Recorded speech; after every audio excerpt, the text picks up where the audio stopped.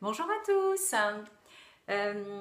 Aujourd'hui donc un nouveau message de virage, la fin d'une tourmente. Hop, ah, il y a deux messages aujourd'hui. Hop, on verra si on lit celui-là après. En tout cas, je lis le premier. Ah, oui. Alors je vous expliquerai après à quel moment du roman ça fait allusion. Tu ne sais pas si tu iras au bout de cette idée.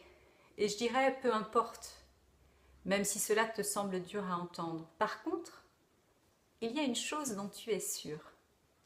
C'est la joie profonde que tu as ressentie à cette idée. C'est cette joie qu'il te faut suivre.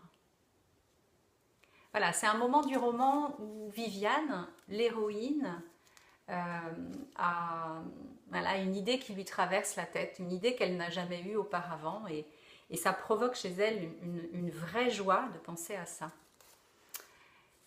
Et certainement dans vos vies, vous avez eu aussi, vous, des idées premières comme ça, des choses qui vous font vibrer sur le moment.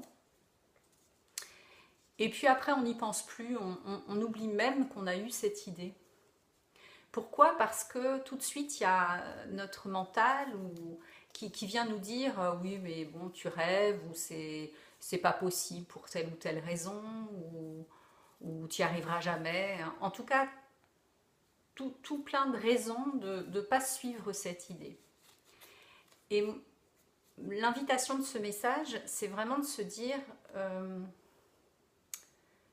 quand on a une idée, quand il y a quelque chose qui nous traverse l'esprit et que à cette idée on ressent vraiment une joie très profonde, et vous verrez que plus vous serez en présence à vous-même, et plus vous serez conscient de ça, de cette joie qui traverse,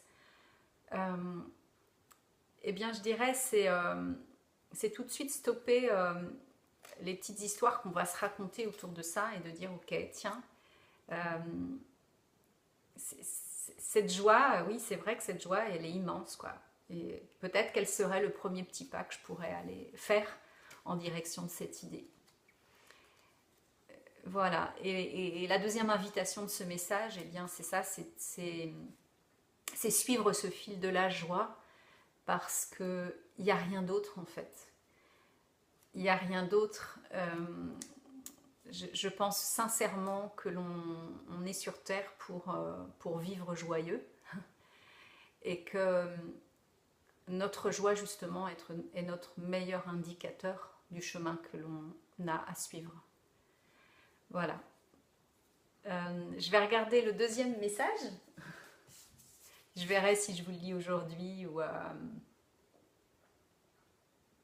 Allez, bon, il est tombé de la boîte, donc j'ai tendance à dire que je fais toujours confiance à ces petites synchronicités, on va dire. Voilà, il y a deux messages aujourd'hui. Ce voyage commençait bien. Je venais d'apprendre une de mes premières leçons de vie. Tout est là, sous nos yeux. Il suffit de les garder ouverts. Oui, bah j'ai bien fait de vous lire ce message, parce que il est vraiment complémentaire du premier. Ce premier, donc, c'est de suivre ces élans de joie, et puis d'être attentif.